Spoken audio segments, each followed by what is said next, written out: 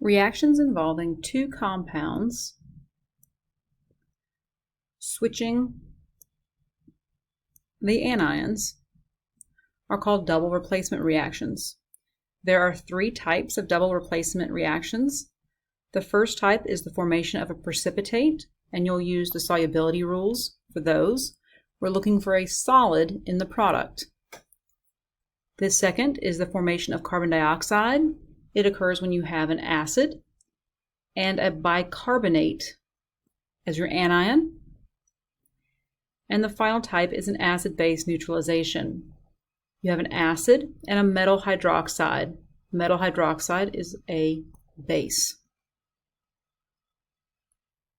The first type of double replacement reactions involves anions switching places, and then you have to determine if either one of these products is a solid. So let's try it. Sodium sulfate and barium nitrate. We're going to switch the anions, and we have to be very, very mindful of the charges. So Na is a +1 and nitrate is a -1.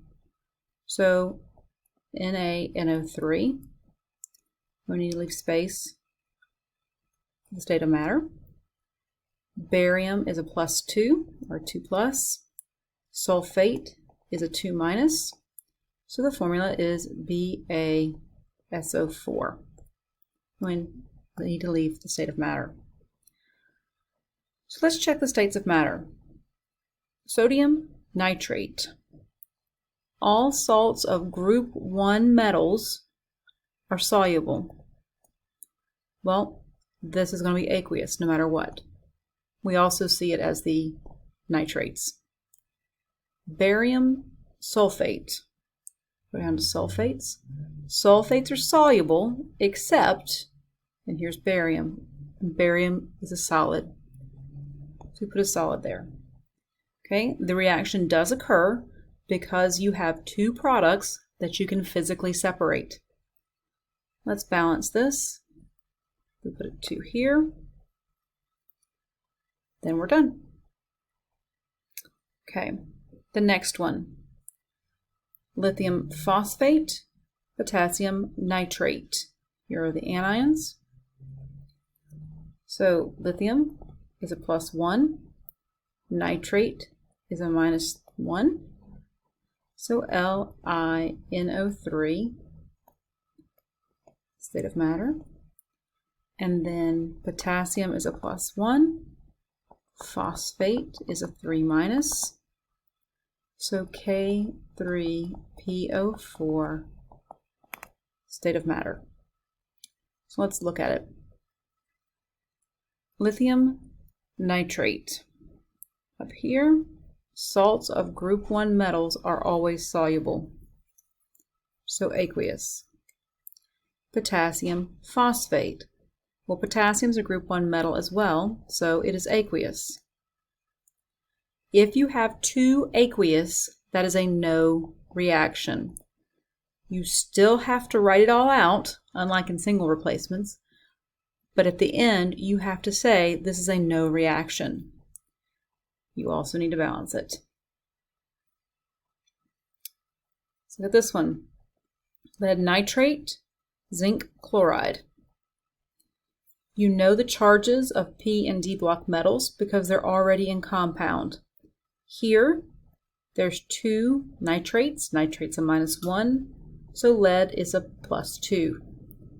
So lead, 2+, chloride, -. I'm really going to add that to zinc. Zinc's acting as a 2+ because chloride is a -1.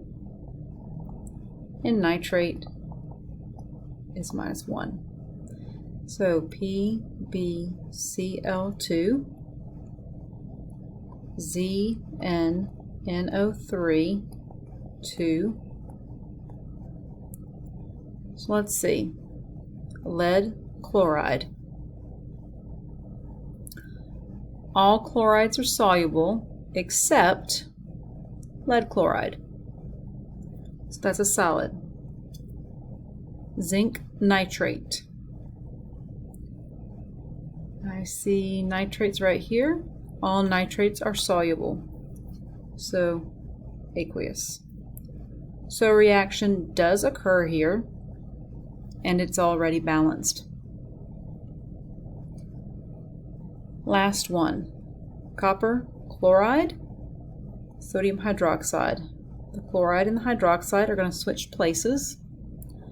Be mindful of the charges. If chloride's a -1 and there's two -1s, that means the copper is a 2+.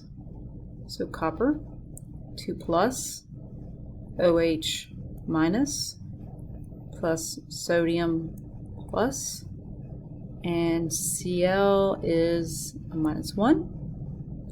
So CuOH2 plus NaCl.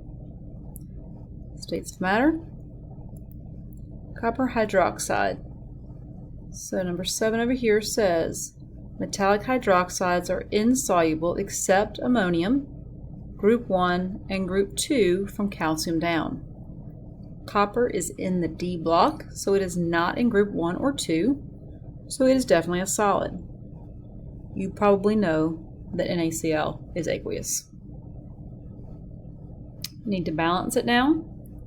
So we need 2 hydroxides over here, 2 sodiums, and the chlorides balance. The second type of double replacement reaction involves the metal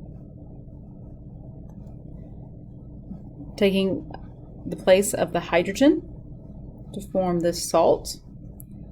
Water is left, and so is carbon dioxide. So we have the bicarbonate ion,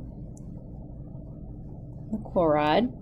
So we're going to switch their places, and initially we see that we're going to get something that looks like H2CO3. Let's see that. So K is a plus, Cl is a minus, so KCl. And it is aqueous because all chlorides are soluble except silver, mercury, and lead. And then we get H plus and HCO3 minus, which, as you know, is H2CO3. But H2CO3 is actually H2O liquid and CO2 gas. Follow the pattern and it will work. The last type of double replacement reaction is an acid and base reaction. So the hydrogen connects with the OHs to make water, and the metal connects up with the non-metal over here, and you get a salt. So potassium hydroxide and sulfuric acid. The metal and the sulfate will go together. So K is a plus, sulfate is a 2 minus, so K2SO4 plus, and what we have left is OH and H, which make water. And water is going to be liquid. H plus, OH minus. Potassium sulfate is aqueous. And now we need to balance 2 and 2, and we're done. Let's do another one. We have, let's say, the anion switching places. Maybe that will help you see it better. So calcium, which is a 2 plus, and chloride, which is a minus, so CaCl2. And then we have H pluses and hydroxides, which are actually H2O, not the liquid. All chlorides are soluble except silver, mercury, and lead, so this is aqueous. We know a reaction has occurred because we have a liquid. And then we need to balance. We put a 2 here, and then a 2 here, and it all works out.